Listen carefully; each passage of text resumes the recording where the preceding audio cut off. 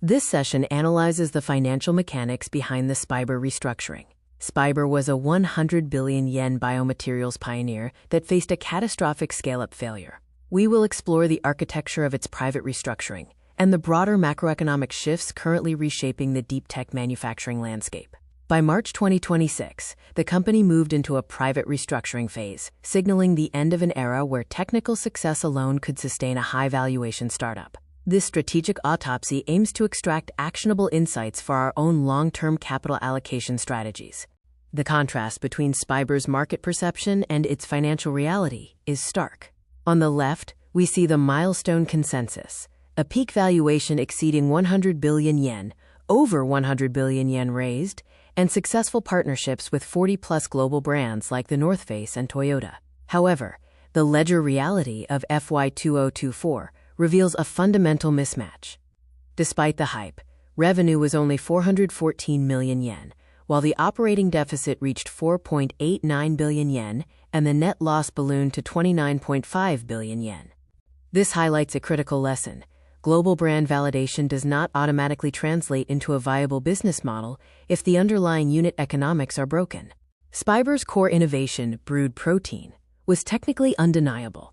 By using microbial fermentation to turn edible sugars, sugarcane, into programmable plant-derived proteins, they aimed to replace petroleum-based and animal-derived fibers like cashmere and silk. While this biomanufacturing process successfully created sustainable materials for high-end fashion, the commercial friction remained in the physics of scale. The process relies on sophisticated fermentation tanks, which, while revolutionary, introduced significant capital intensity and operational complexity that the company's revenue streams could not yet support. The valley of death for Spiber was defined by a teeter-totter of unit economics. To reach the target state of wool or polyester level pricing, they had to overcome three massive roadblocks: feedstock costs, heavy capex, and yield instability. Currently, Spiber is stuck at cashmere level pricing because it relies on expensive edible sugar rather than agricultural waste. Furthermore, massive depreciation from tens of thousands of liter fermentation tanks and inherent unpredictability in microbial output destroyed cost projections. For us, this serves as a warning about the difficulty of bridging the gap between lab-scale success and industrial-scale profitability. The restructuring was triggered by a debt wall and specific scale-up failures. Construction costs for the 2026 U.S. Iowa plant ballooned to 3x initial projections due to inflation and a weak yen, leading to a 28 billion yen impairment loss that drove the catastrophic FY 2024 net loss. By the end of 2025, Spiber faced a 36.3 billion yen debt wall, primarily comprised of 35 billion yen owed via a special purpose company, LLC Eve, with a hard maturity deadline. The result was a FY 2025 net loss of 438.3 billion yen, causing net worth to collapse to negative 28.1 billion yen. To save the viable parts of the business, a second company method was employed on March 25, 2026.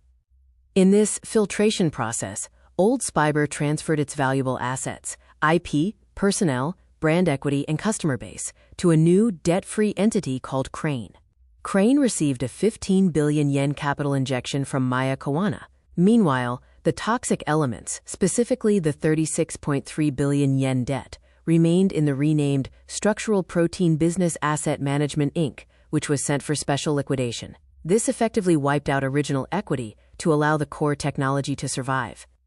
The entry of Maya Kawana, CEO of Bold and daughter of SoftBank's Masayoshi Son, was a calculated maneuver.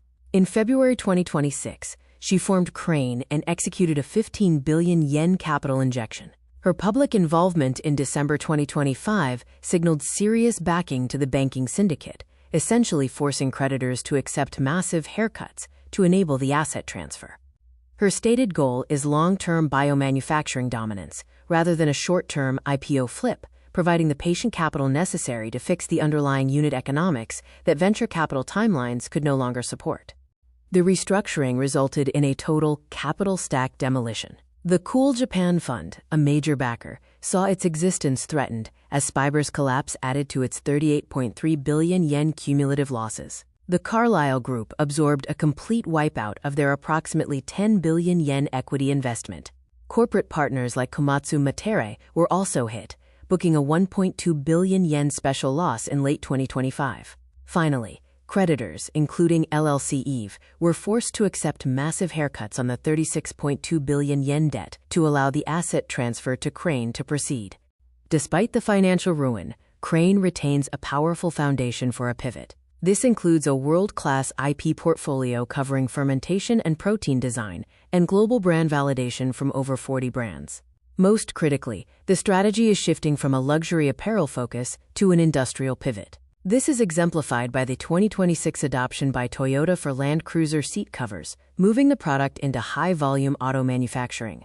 Additionally, the biocircular roadmap aims to fix unit economics by shifting feedstock from expensive sugars to agricultural waste and discarded clothing.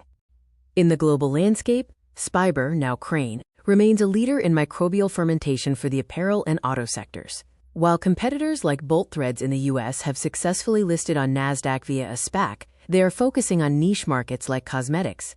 AM Silk in Germany is scaling via EU regulations in medical and textiles, and Craig Biocraft is focused on R&D for military use. Meanwhile, Japanese incumbents like Teijin and Toray are managing an incumbent transition, utilizing their global scale to incrementally move toward biomass polymers. Crane's path forward rests on 5 pillars designed to avoid past mistakes. First, licensing the IP portfolio to generate royalties without CapEx. Second, an OEM/CDMO transition using existing plants in Thailand and the US for contract manufacturing. Third, deepening M&A and alliances with legacy incumbents to absorb massive CapEx. Fourth, the feedstock pivot to non-edible biomass to fix unit economics. Finally, achieving industrial scale by abandoning cyclical fashion for the predictable, massive volume of the automotive sector, what we call the Toyota effect. The Spiber saga marks a capital shift in biomanufacturing. We are entering a capital barbell era. At one end are the mega incumbents like Teijin and Toray, who have the balance sheets to transition incrementally. At the other end are hyper-targeted roll-ups, highly specialized and low-capex biotech applications. The squeezed middle, mid-sized, pre-profit deep tech startups like the original Spiber can no longer bridge the capex gap for unproven unit economics on VC timelines. The future belongs to those who either own the infrastructure or license the code.